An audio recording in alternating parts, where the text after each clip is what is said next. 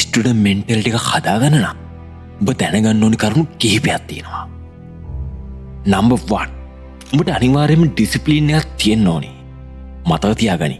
Future එක කියන්නේ පට්ටම expensive දෙයක්.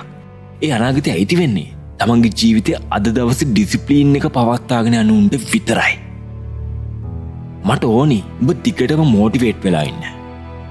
මම කියන දේ ඔබට දහස් වතාවක් අහන්නවත් කමන්නේ. මට ඕනි ඔබ මේ මොටිවේෂන් එක තියාගන්න. ඒ වගේම මට ඕනි මේ මොටිවේෂන් එක ඔබේ පුරුද්දක් සහ ඔබේ ඩිසිප්ලින් එක බවට පත් වෙන්න. මචං ඔබ ගැන ඔබටම අවබෝධයක් තියෙන්න ඕනි. මතක තියාගනි. අපි මරණකම්ම කරන්නේ ඉගෙන ගන්න එක. ඒ වගේම මට ඕනි උඹවම විශ්වාස කරන්න. උඹ දක්ෂයි. උඹට ආදරය ලැබෙන්න ඕනේ. උඹට ඒ ෆියුචර් එක දිනාගන්න උඹට වටිනාකමක් තියෙනවා කියලා ඔබ දකින්න ඕනේ. උඹේ ඔය වේදනාව උඹේ අඩිතාලම කරගනි. ගොඩක් උන්ට නැත්තේ විෂන් එකක්. උඹ එතනට යන්න කලින් උඹට අයිති ඒ ජයග්‍රහණය උඹේ මනසින් දකින්න ඕනේ. නිකමට උඹේ කන් ඇරලා අහපන්. මොකද ෆියුචර් එකේ ඉන්න උඹ මේ වර්තමානයේ ඉන්න උඹට thank you කියනවා. thank you මචං.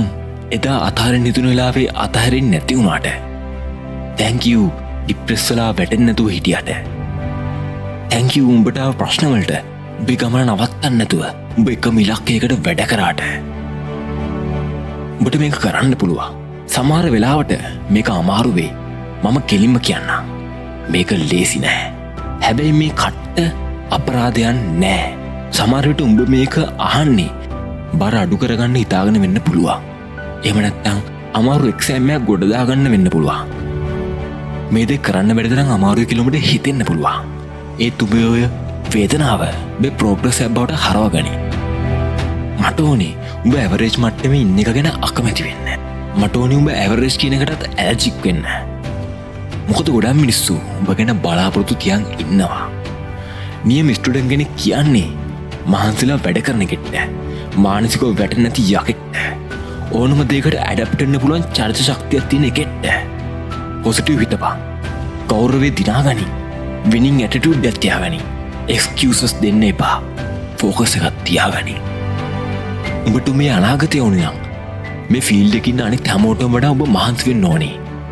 ප්‍රෙෂර් එකක් මැද්දේ වුණත් පර්ෆෝම් කරන්නේ කොහොමද කියලා ඔබ ඉගෙන ගන්න ඕනේ. හැමෝටම අනාගතයක් ඕනේ.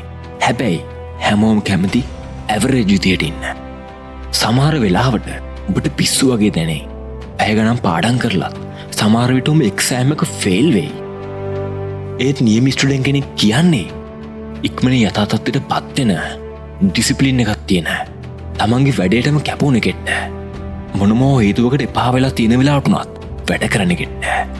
මොකද උඹේ පවුලේ තියෙන ඔය ප්‍රෙෂර් එක, ડિප්‍රෙෂන් එක නැති බැරිකම මේ හැමදේම ඉවර වෙන්න ඕනි උඹෙන්. සමහර කෙටුම මෙහෙම කියයි. මම පාඩම් කළා. ඒත් මම ෆේල් වුණා. අහගනි. ජීවිතේ කියන්නේ කන්දන් නගිනවා වගේ යුද්ධයක්. ඒකේ පරීක්ෂණ ගොඩක් තියෙනවා. අන්න ඒ වෙලාවට උඹෙන් අහන්න ඕනේ. ඇයි මම මේක මුලින් පටන් ගත්තේ කියලා. මම උඹට කියන්නම් හේතුව. උඹ පටන් ගත්තේ උඹට බඩගින්නක් තිබ්බ හින්දා. බඩගින්න කියන්නේ කැම නැතිකම නිසා එන අපහසුතාවයට.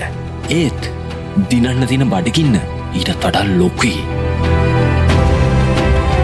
උඹට මේ ගමන නවත්තන්න හිතනකොට, අතහැරලා දාන්න හිතනකොට මතක් කරගනි. උඹ කොච්චර බඩගින්නකින්ද මේක පටන් ගත්තේ කියලා. පවුලේ දුප්පත්කම නැති කරන්න. උඹේ පරම්පරාවෙන් එන ওই සාපේ නැති කරන්න. උඹට කොච්චර උමනාවක් තිබ්බද? අන්න ඒ බඩගින්න තමයි උඹ මෙතනට ගෙනාවේ. හැම හීනයකටම ඩිසිප්ලින් එකක් අනිවාර්යයි. ලෝකේ දිනුවෙච්ච මිනිස්සු දිහා බලද්දී වෙන දෙයක් තමයි උන්ට වගකීමක් තියෙනවා. උන්ට උන්වම පාලනය කරගන්න පුළුවන්. උන් දන්නවා මේ ජීවිතේ කියන්නේම ටෙස්ට් එකක් කියලා. මචං මොටිවේෂන් වලින් උඹට පටන් ගැම්මක් කරන් දෙයි. හැබැයි ඩිසිප්ලින් එක තමයි උඹ දිගටම පාරේ අරන් යන්නේ. උඹට උඹවම මොටිවේට් කරගන්න පුළුවන් වෙන්න ඕනේ. උඹට තියෙන ওই පොඩි කාලය උඹ මැනේජ් කරගනි. ප්ලෑන් කරපන්. වැඩ කරපන්. හැම එකටම හීනක් තියෙනවා. හැබැයි උඹ හැසිරීම උඹේ ওই විශ්වාසයට ගැලපෙන්න ඕනේ. උඹට උඹේ හීනයට ගැලපෙන විදිහට උඹට හැසිරෙන්න බැරි නම් ඒ කියන්නේ උඹේ හීනය ඇත්තටම විශ්වාස කරන්නේ නැහැ. කවදා හරි උඹට අතහැරලා දාන්න හිතුනම මතක් කරගනි. ඇයි උඹ මේක පටන් ගත්තේ කියලා.